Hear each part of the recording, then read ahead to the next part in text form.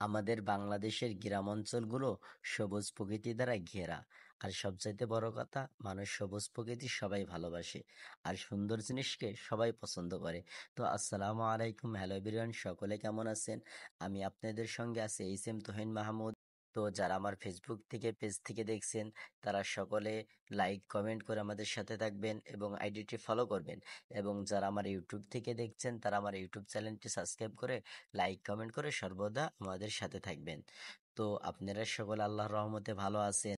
তো অনেকদিন পরে আবার আপনাদের মাঝে চলে আসলাম গ্রাম বাংলার একটি ব্লগ ভিডিও নিয়ে।